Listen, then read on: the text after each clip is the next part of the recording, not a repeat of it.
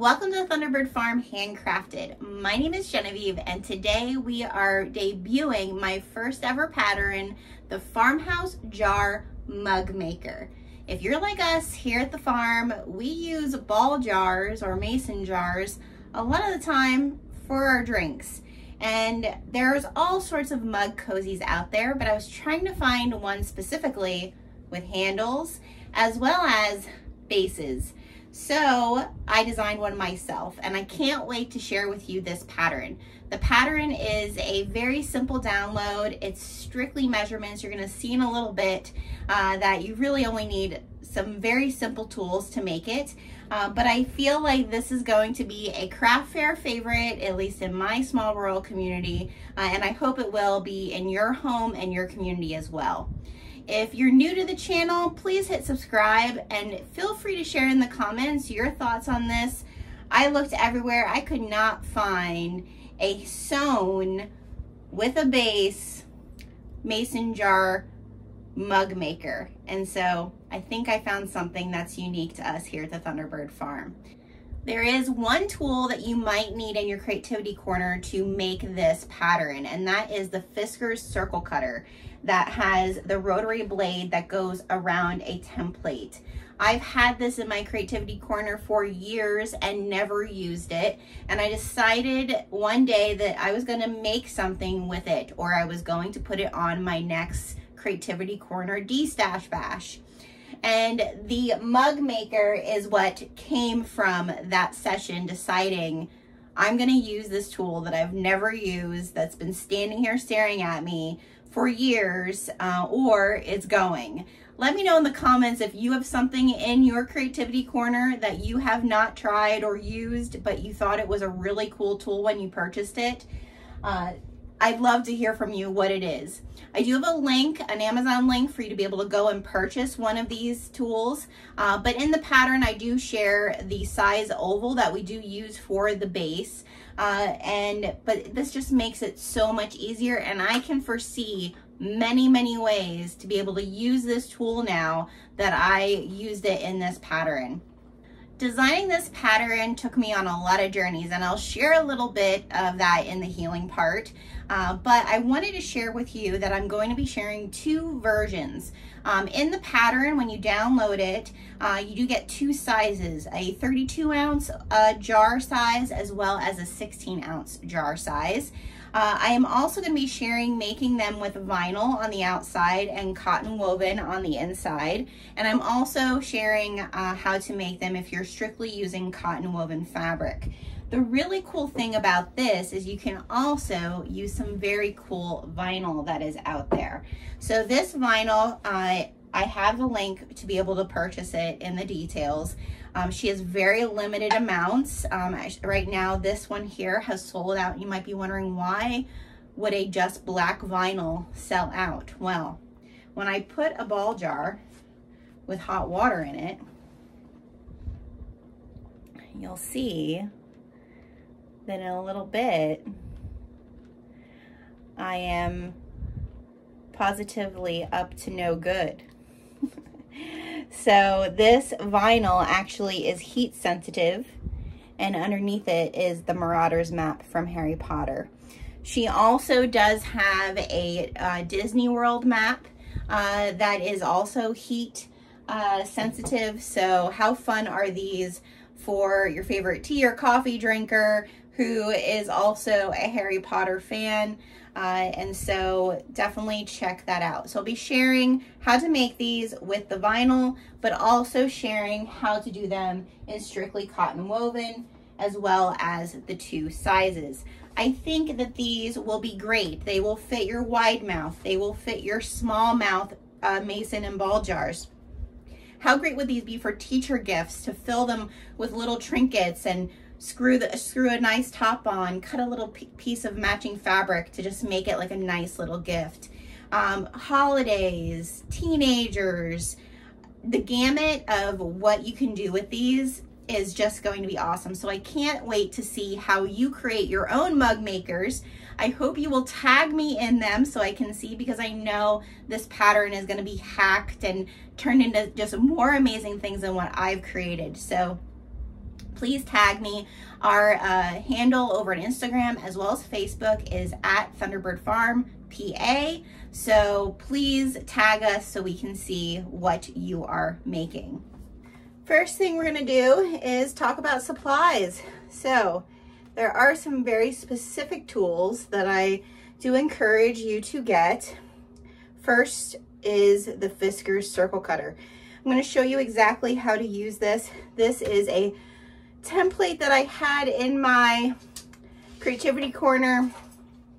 I'm kind of embarrassed to say, for a couple of years, I did not use it. It just hung here on the wall.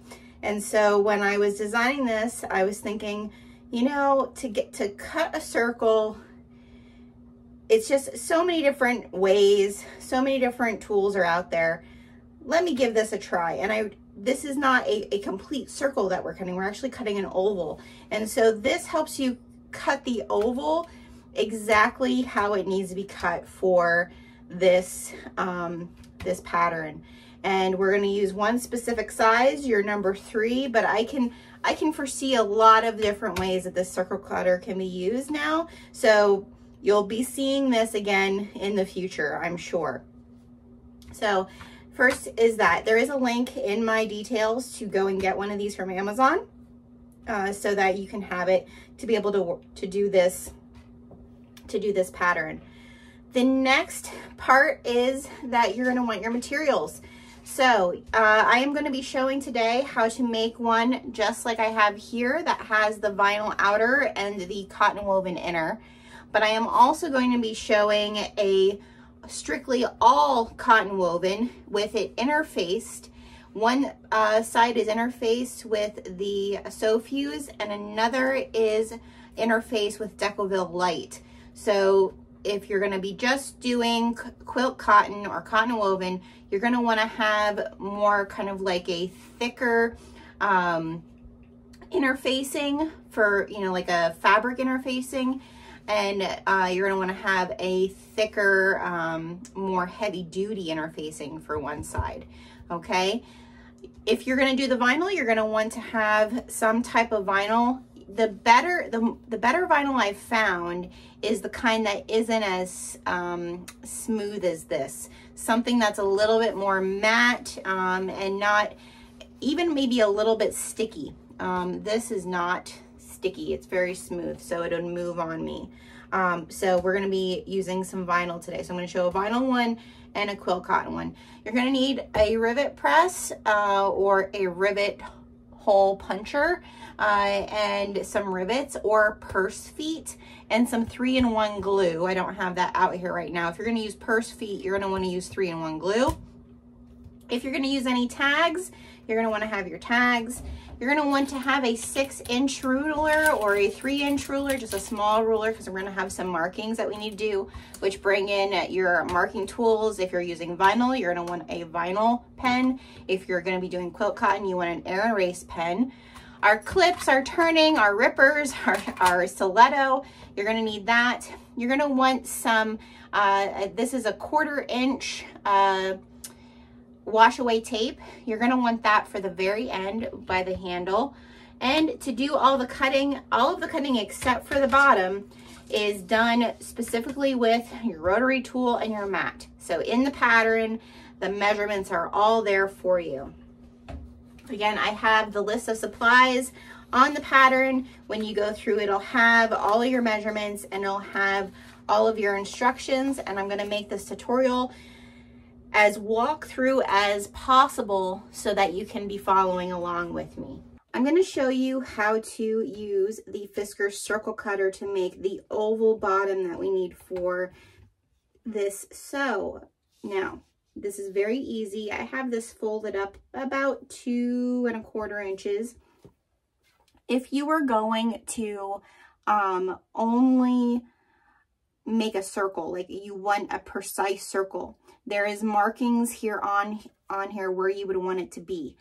I want an oval, so I'm going to line this up where the seam allowance is. You can see there's this cross right here. I'm going to go a little bit below that line. This is the line where if you want an actual circle, I want an oval. So I'm going to line it up just below. I want a 3-inch circle.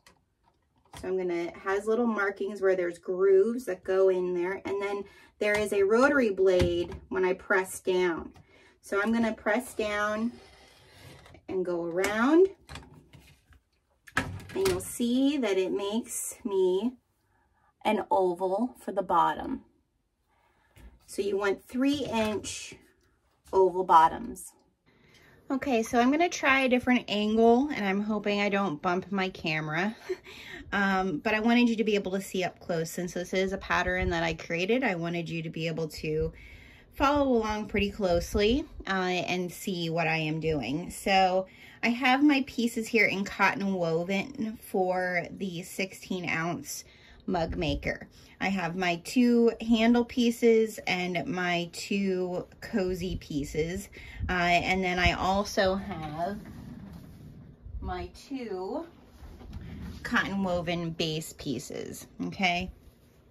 And so the first thing I'm going to do is I'm going to do my outer part of the Cozie, and then I'm going to do my inner, and then I'm going to do my handle. So I'm going to set my outer and my handle to the side. Now for the cotton woven, you wouldn't need to do this if you were doing the vinyl. I put a Decouville light, and I cut it so that it's a 1/4 inch less than my top and bottom, just because that way it'll make it easier for me to sew. I also did a fold, iron fold, that's about 1/2 inch or 3/4 of an inch. I would say more of a half of an inch down, just so that I'm able to make it easier when I'm piecing this together at the top, since I have the Decouville light. And I do not have anything in my bottom piece. All right, so first thing we're going to do for the outer is I'm going to fold it in half. I'm going to use clips to keep it straight. All right, and I'm not going to fold that seam down over. I'm going to match those, as you can see, and I'm just going to do a 1/4 inch. Again, this is my outer, a 1/4 inch seam allowance, back stitching at the beginning and the end. And my stitch length on my machine is about a 1.5. You really want to have a tight stitch length, especially if you're doing the vinyl, only because when we're turning this inside out, there are areas that sometimes, especially in the bottom, that you might be able to see your stitches. So you don't want it so tight that you're going to cut your fabric, especially if you're using an industrial, but you do want it tight enough, either a 1.5 or a 2, that you're not going to see your stitches when you turn it right side out.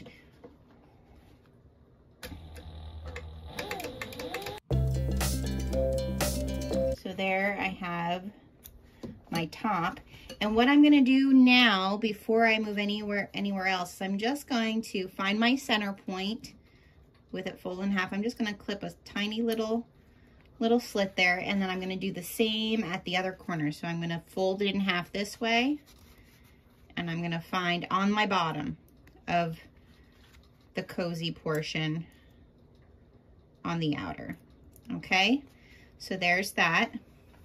And then I'm going to do that same type of thing where I'm going to also clip the 4 corners just slightly, not crazily, with my oval, with my 3-inch oval. All right, match those up, clip my centers, okay, just like so. All right, and now I'm going to fold this seam down, and I'm going to match those 4 and clip them. Okay.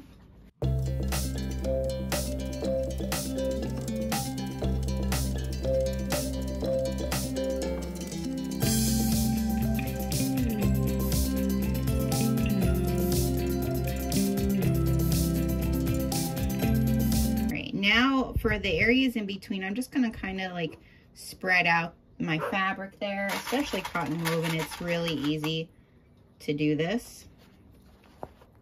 Okay, so we have that ready to stitch. So I'm gonna just set that aside for now, and we're now going to do our inner piece. So our inner piece has the same size oval, okay? Nothing, no interfacing. But on the inner piece, I did put some interfacing just because your vinyl is really the real stabilizer in the other one. So I would put some sort of sew fuse. So this is a sew fuse that I have here, just something light on your inner piece. And I also did iron a 1/2 inch on the top. So here we're going to do a 3/4. All right, seam allowance. I'm also going to clip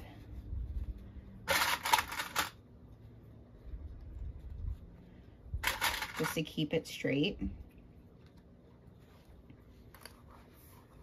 And we're going to do the same thing, back stitching at the beginning and the end. Remember your stitch length to be, you know, I have mine at a 1.5, 1.5, 2 is a good place to be.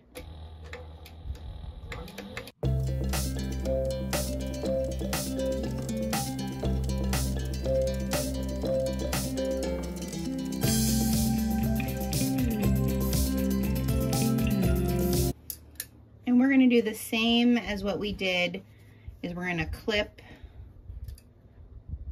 just slightly so we can see our centers.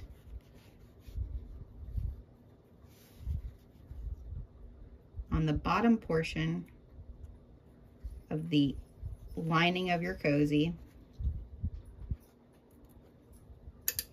Okay, and then we're going to do the same thing with our oval, as we're going to find our centers there. And then we're going to clip those the same way.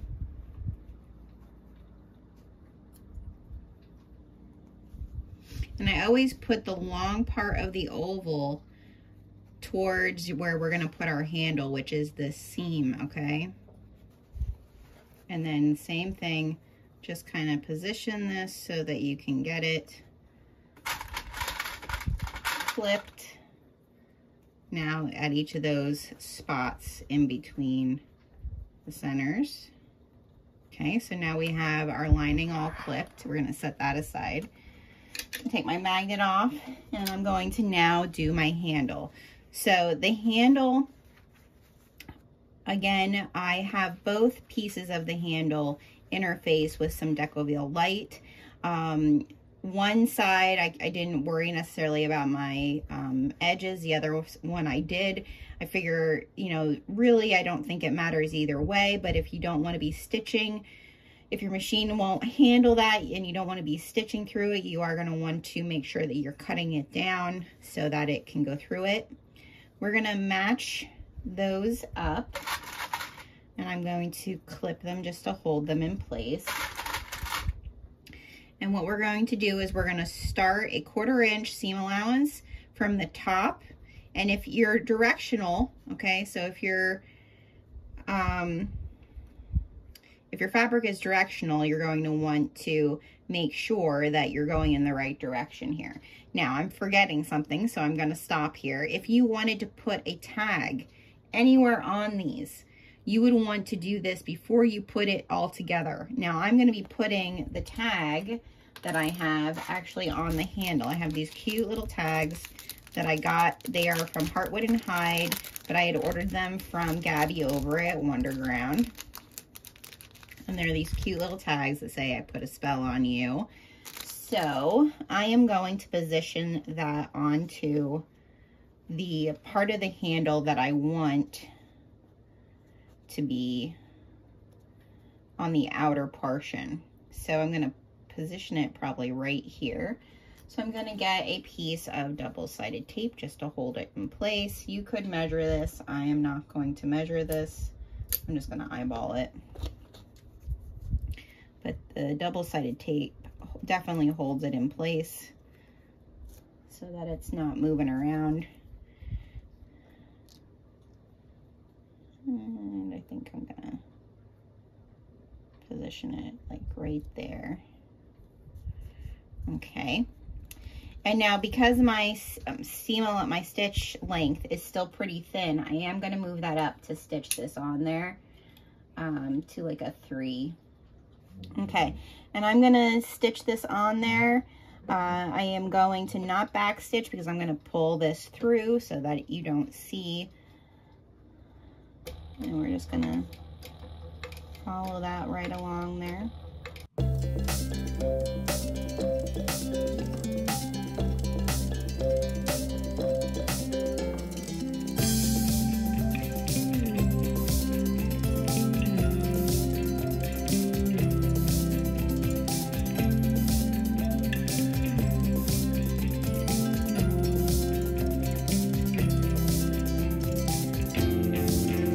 Tags are always a little bit wonky. I haven't gotten good at it just yet.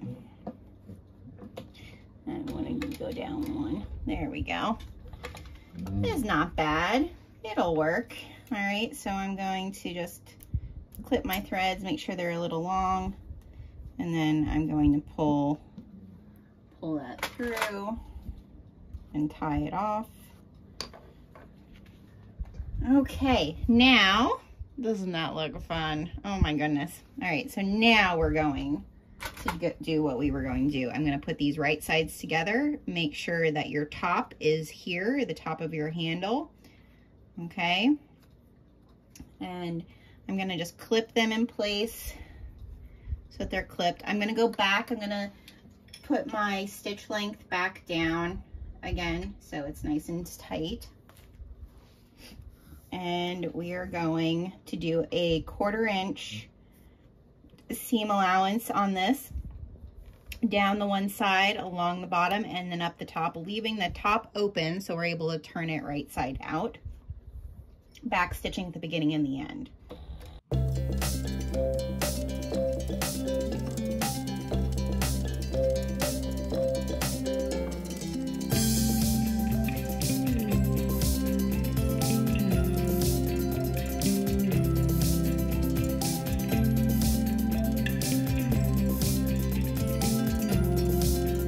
I'm going to clip my stitches here. You're also going to want to clip your corners here, so just make sure you don't clip any of your stitches down there in the bottom. I sometimes also like just clip some of this off the bottom as well, but now we're going to want to turn this right side out, and since this is interface with Decoville Light, just be really careful that you don't rip it. The ones with the vinyl are actually a little bit easier than this to turn it, but just take your time, wiggle it around, it'll come eventually. And this is another reason to like have those stitches nice and tight, that way it doesn't pull through. Okay. Once you push it down in there a little bit, it'll start going. And if you need to, I have my handy dandy little nail file that I use for a turner. I just push on that a little bit. Use the non-pointy end of your turner here so you're not poking through your fabric. And then use the pointy end a little bit for those corners to get them out nice. Okay, there we have it. All right, now, oh my goodness, so cool. Sorry, I bumped you. I told you this camera angle might happen that I bump you. All right, so now what we're going to do is we're going to top stitch this. So this is where we are going to want to change our stitch length. So I'm going to change it back to a 3. All right, and we're going to top stitch again, just down the side, along the bottom, and along the other, leaving the top open because that does not need to be stitched. And we're going to do an 1/8 of an inch top stitch right along the top.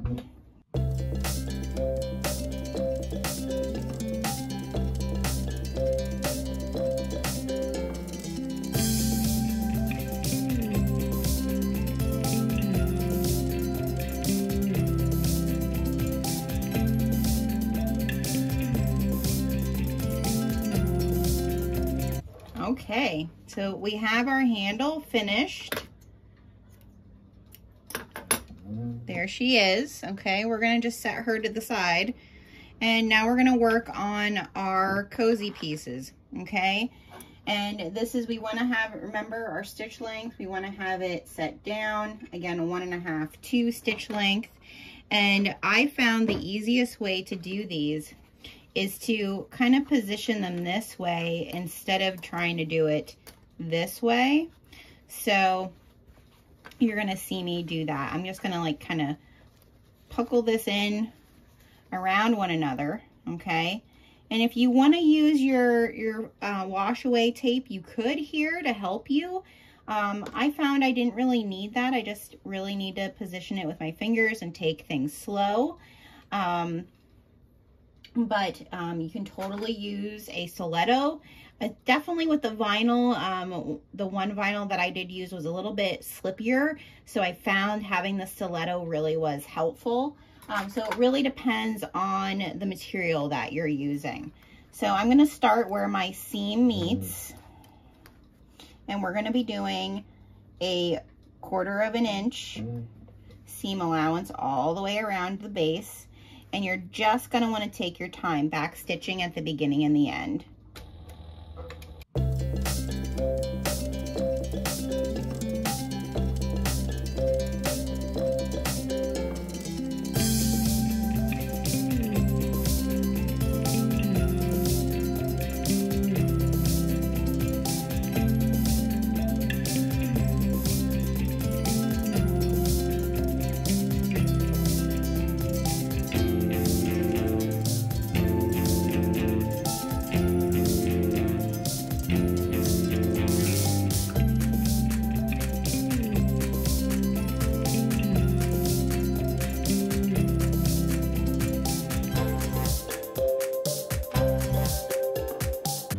Okay, now when I'm done here, I like to just clip the excess off. That way we don't have that bulk.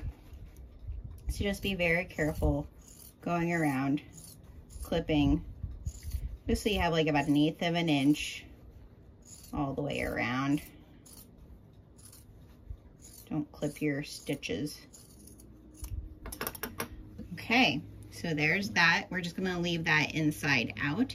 Now we're going to do our outer, which is going to be a little bit more trickier with the vinyl as well as with the Decoville light. So we just want to kind of just fold this baby around so we can get underneath.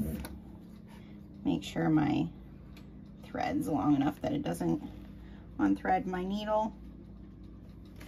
Kind of pull this so I have it at the 1/4 inch. And we're going to do the same thing, back stitching the beginning and end, 1/4 inch seam allowance all the way around.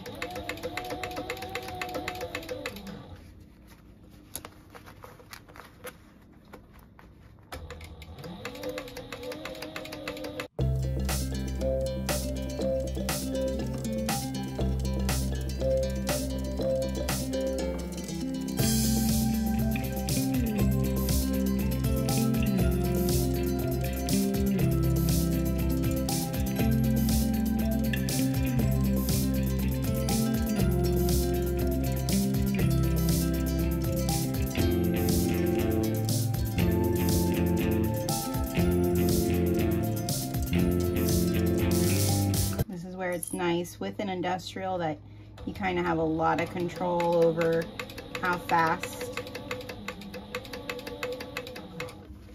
and how slow you're stitching.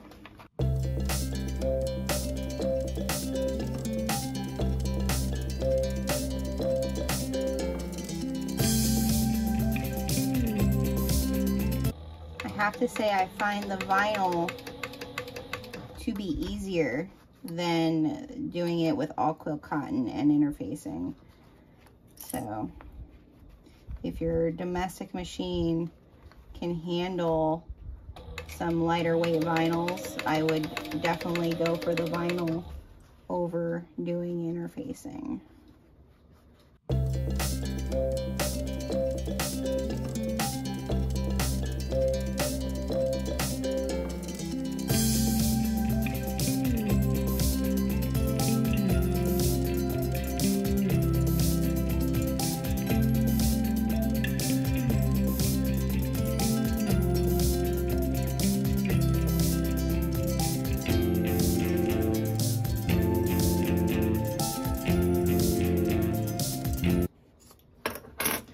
Okay, now this one here we are going to turn right side out. Okay, the one with the Decouville light. All right, and then we're going to fold down that seam. That's all the way around. Just going to fold that in, okay, like so. All right, here's where we go and we don't turn our inner right side out, we leave it wrong side out. Okay, get our centers. All right, and that's where we're also going to fold that down, matching the seams. All right, and I'm just going to put a clip there for now, just till I can get all the way around here. Where your center is, where your seams are, we're not going to close that yet because that's where our handle goes. But just till we get everything kind of straight and positioned where we want it, it's nice to have your seam clip there, okay?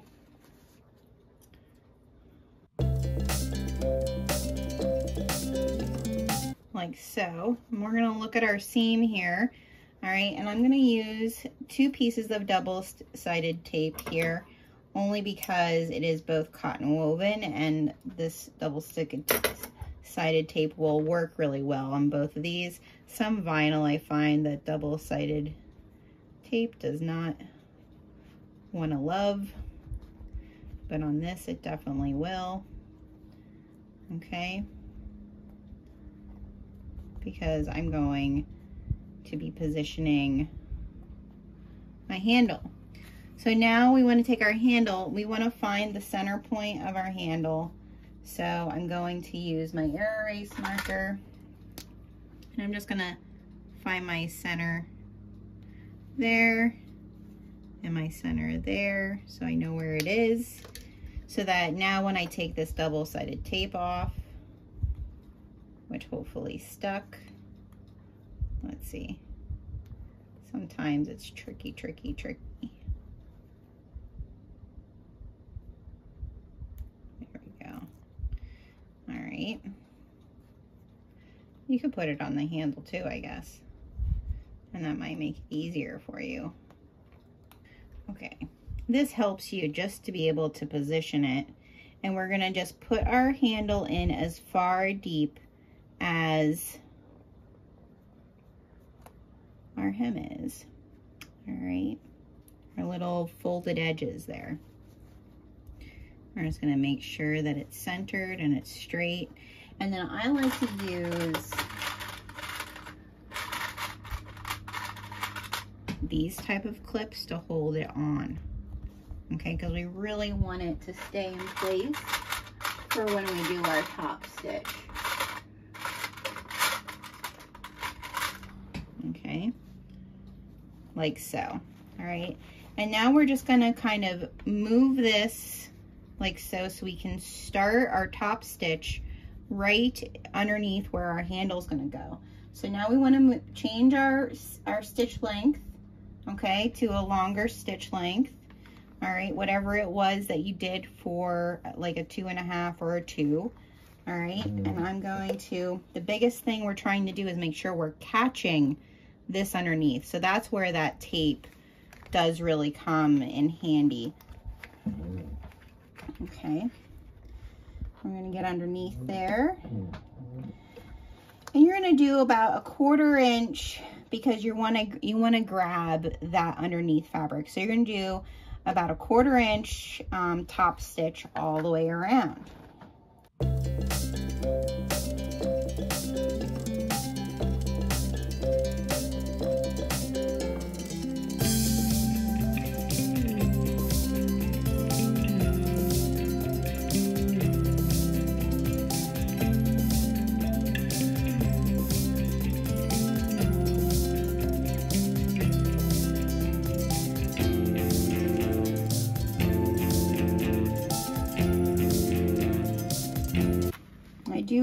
So this is the 16 ounce. I do find that the 32 ounce is a little bit easier just because it's not so tiny to kind of maneuver around.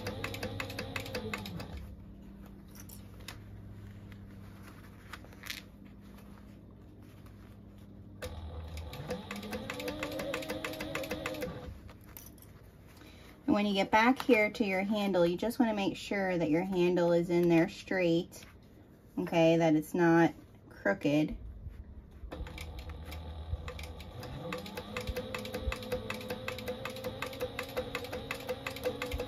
And since I got caught here on this, I'm just gonna do a back stitch instead of pulling it through. On your vinyl, you would want to, you know, be able to pull that through and burn off your stitches. Okay, and we caught everything on the inside, which was good.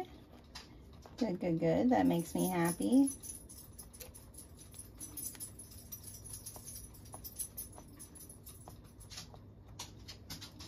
I'll clip my stitches here.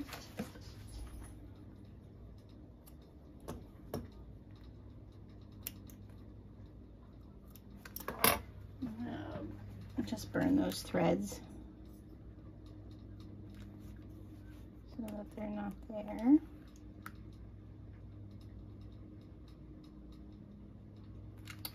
Okay, so there we have our top stitch all the way around. We have our lining on the inside. Everything looks real nice. Now we got to position our handle, okay? So we'll do our measuring here so you can see, and then we'll go over to the table and do the rivet press. So what I'm going to do is I'm going to mark from my bottom seam up my main seam. I'm going to mark 3/4 of an inch. Okay, so this is where my handle is going to meet, right there. Okay, so that's when I hold it down for the rivet press to go through. That's the mark I want my handle to meet with. I'm also going to mark my center on my handle, okay, and I'm going to mark from my top stitch line 1/4 of an inch up and a little dot right there, because that is where my rivet is going to go through. Okay, so we're ready to go and put the rivet on. We're gonna go do that now. Okay, now that we got this far with our cozy, we've marked our 3/4 of an inch up right here at the center seam. Okay, we've marked 3/4 of an inch up for where our handle is going to be placed. Like that's where the edge of our handle is going to be. I have my center mark, so I'm able to see that with my seam, and I have my mark where I'm going to put my rivet. So I'm gonna get my rivet hole maker for my cam press and put that on.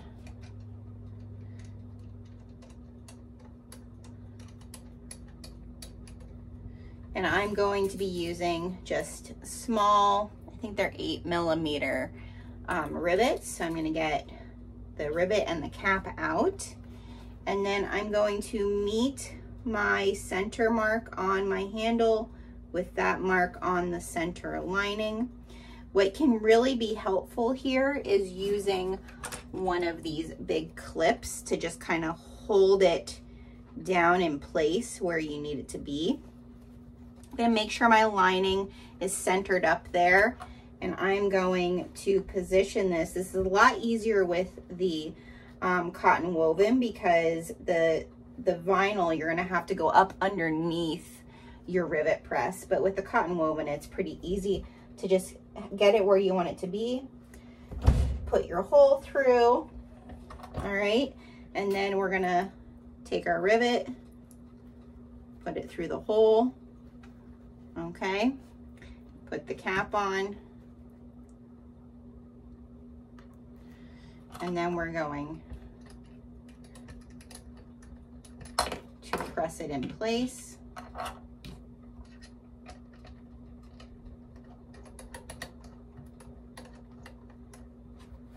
Okay.